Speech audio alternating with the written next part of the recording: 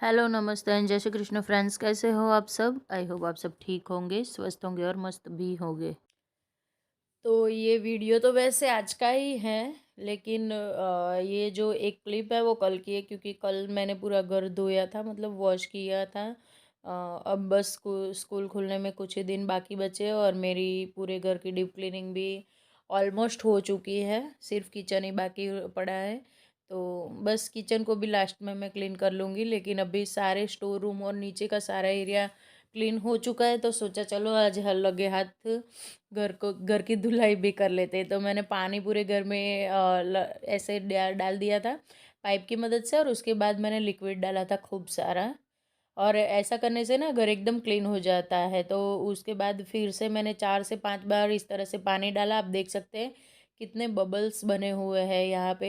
ये ना पूरा का पूरा वो जो लिक्विड मैंने डाला था ना, उसकी वजह से कभी कभार मैं ना हैंड वॉश डाल देती हूँ, लेकिन इस बार मेरे पास मशीन का लिक्विड पड़ा हुआ था। तो वॉशिंग मशीन का लिक्विड था और मशीन मेरा बिगड़ चुका है, तो इस वजह से ना ऐसे मैं क्लीनिंग में काम में ले लेती थी। और अब हो चुकी है शाम। शाम के टाइम पे मैं बैठी हुई हूँ झूले पे, बच्चे यहाँ पे खेल रहे हैं, बच्चे घर आ चुके हैं। तो घर की रौनक डबल हो चुकी है। आप लोग भी देखिए ये।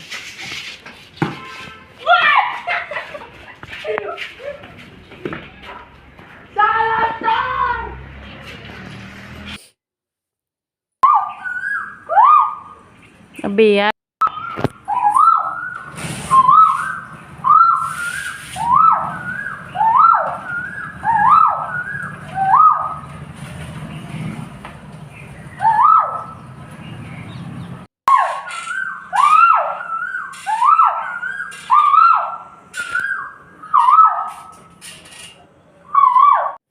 तो यहाँ पे ना हंस ने कोयल को पागल कर दिया था, मतलब पूरा दिन वो ऐसे लगा हुआ था। हम भी बचपन में ऐसी बहुत सारी शरारतें करते थे। तो यहाँ पे ना उसने मतलब जितनी बार ये कू कू कर रहा था, कोयल भी सामने से कर रही, पता नहीं उसे भी बहुत मज़ा आ रहा था हंस के साथ खेलने में। या फिर सोच रही होगी तो काफ़ी दिनों के बाद मुझे परेशान करने के लिए आया हुआ है। तो बस बच्चे खेल रहे हैं, मैं बैठी हूँ और घर की रौनक डबल हो चुकी है। चलिए अब शुरू करते हैं अपने सुबह की क्लीनिंग को। तो ये आज सुबह का ही वीडियो है। तो सुबह सुबह सबसे पहले शुरुआत होती है मेरा बेड बनाने से। तो बस अपना मैट्रेस कवर मैं पहले ठीक कर लूँगी, और उसके बाद बेडशीट आज मुझे चेंज करनी थी, क्योंकि कल ना नाइट में काफ़ी सारे बच्चे आए हुए थे मेरे घर पे खेलने के लिए, और उन्होंने ना मिलके इतना उद्यम मचाया था। मैंने नाइट में ही बेडशीट निकाल दी थी, सिर्फ कवर पे ही सो गई थी, क्योंकि इतना बेड पे उन्होंने गदर मचाया था कि बहुत गंदा बेड कर दिया था, और मुझे नींद नहीं आती। ऐसे में मैं सच ही बताऊंगी, झूठ नहीं बोलूँगी। और बच्चे पैर धोए बिना वैसे ऊपर चढ़ जाते हैं, अब उन्हें कुछ बोल भी नहीं सकते। और मैं नहीं टोकती हूँ, बच्चे खेलते हैं तो मैं खेलने ही देती हूँ। तो सारे खेल रहे थे, वो गए, उसके बाद मैंने बेडशीट हटा दी। और यहाँ सुबह सुबह आज लगा रही हूँ दूसरी बेडशीट, जो धुली हुई है, क्लीन बेडशीट है। पिलो कवर को भी चेंज कर लिया है। बस बेड को सभी सभी चीज़ों को अपनी जगह पे अरेंज कर लेंगे, और बेड मेरा सेट हो चुका है। उसके बाद फिर नंबर आता है बेड साइड टेबल का। तो बेडरूम की क्लीनिंग मेरी हर रोज़ इसी तरह से शुरुआत होती है। पहले मैं बेड बनाती हूँ, फिर उसके बाद ये बेड साइड टेबल भी क्लीन कर लेती हूँ, जहाँ पे ना वैसे तो मेरा ड्रेसिंग टेबल भी इसे ही बोल सकते हैं, क्योंकि बाजू में ही कांच ऐसे लगा हुआ है। और इसी तरफ ना मेकअप का या फिर जो भी कुछ सामान होता है तैयार होने का, वो सारा वहीं पे बेड साइड टेबल पे ही पड़ा रहता है। हमने इसी तरह से बनवाया था कि दो दो तरह से इसका यूज़ हो जाए, बेड साइड टेबल की तरह भी और अपने चीज़ों के लिए, मतलब ये ड्रेसिंग टेबल की तरह भी। तो बस कांच पे भी मैंने गीला कपड़ा लगा लिया, उसके बाद सूखा कपड़ा लगाने से कांच एकदम चमचमा गया है। और वीडियो अच्छा लगे तो चैनल को सब्सक्राइब करना बिल्कुल ना भूलें। तो बस कांच भी क्लीन हो चुका है। तो फिर सोचा चलो लगे हाथ आज ड्रॉअरों को भी क्लीनिंग कर लेते हैं, क्योंकि ड्रॉअर में ना मैं ऐसे छोटे छोटे से जो मिठाइयों के बॉक्सेस होते हैं ना, वो रख के ही रखती हूँ और उसके अंदर सामान रखती हूँ, ताकि ड्रॉअर पूरा अरेंज हुआ ही लगे, गंदा वैसा बिखरा बिखरा सा ना लगे। लेकिन फिर भी छोटे बच्चों के साथ घर में रहना है, बच्चे कुछ ना कुछ लेते रहते हैं और अपनी चीज़ें भी अंदर डालते रहते हैं, और वो ना पूरा गंदा कर देते हैं। तो टाइम टू टाइम इन सब चीज़ों की क्लीनिंग होना भी बहुत ज़रूरी होती है, अगर छोटे बच्चों के साथ रहना है ना। तो बस मैंने ना सारे बॉक्सेस को बाहर निकाल लिया है और अंदर अच्छे से गीला कपड़ा मतलब पोछा लगा लूँगी अच्छे से, और उसके अंदर ही जितना कूड़ा कचरा आएगा वो ले लूँगी। उसके बाद एक सूखा कपड़ा साथ में ही लेके घूम रही हूँ आज पूरे घर में, तो वो उससे ना पूरा ड्राई कर लूँगी ड्रॉअर को। और उसके बाद जो चीज़ें जिस बॉक्स में रखनी है उसको रखूँगी। ये बिंदी वाला बॉक्स है पूरा, उसमें बिंदी और क्लचर रहता है। ढक्कन को मैं नीचे की ओर रखती हूँ, ढक के नहीं रखती हूँ, खुला ही रखती हूँ।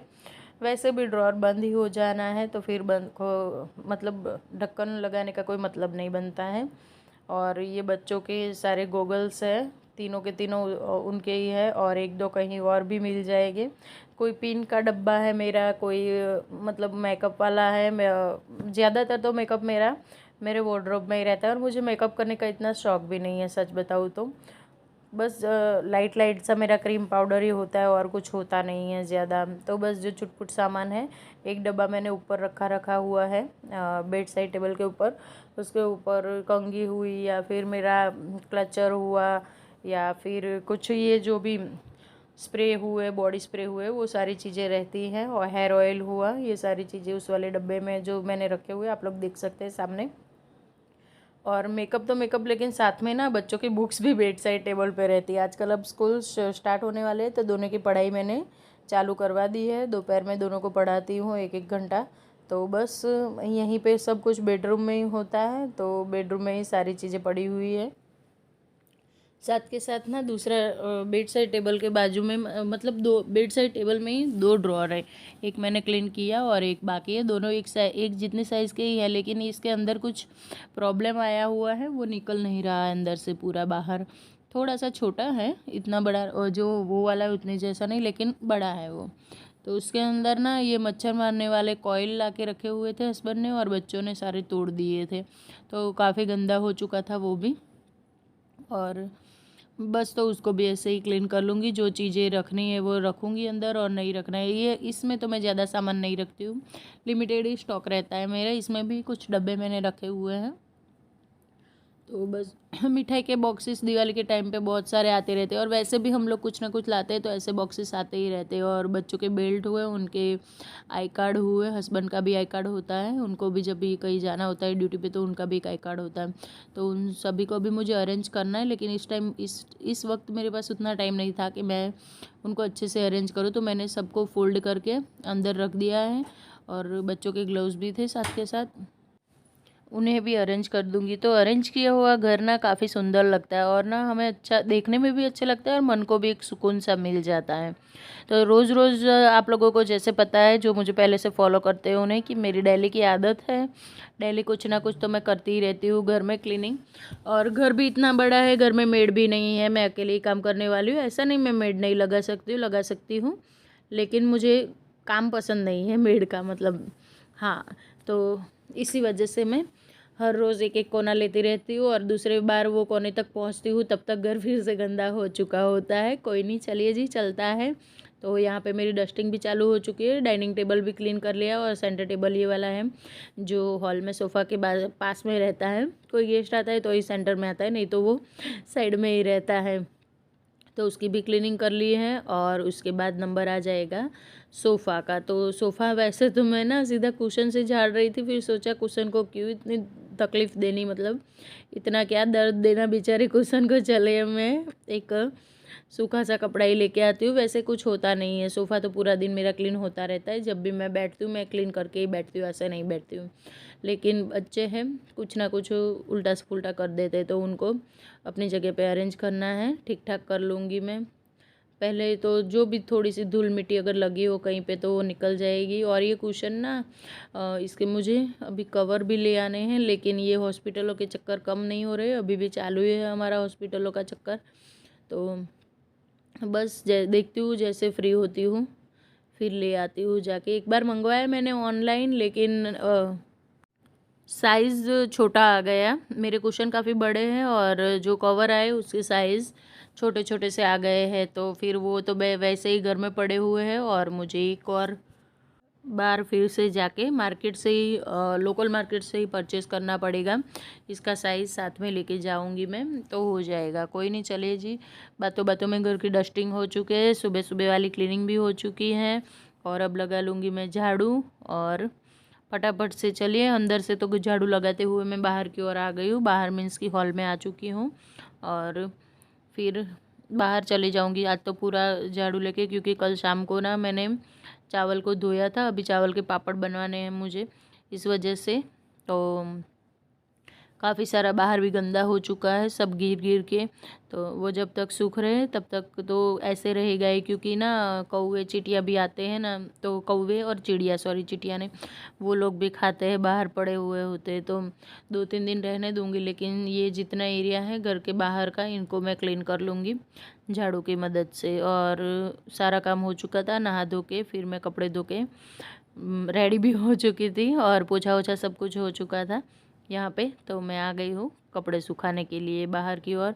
और धूप इतनी ज़ोरदार है कि 1-2 घंटे में तो कपड़े एकदम सूख के रेडी हो जाते हैं वार्डरोब में जाने के लिए।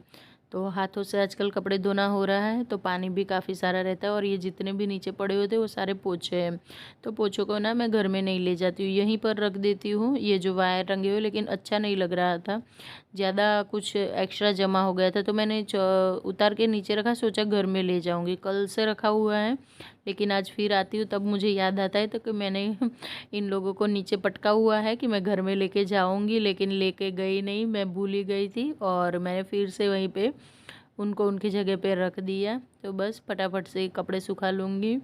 काफ़ी सारे कपड़े अब बच्चे आ चुके हैं, तो होते जा रहे हो, और गर्मियों में 2-3 बार नहाना सबका हो ही रहा है, तो कपड़े तो होते ही हैं।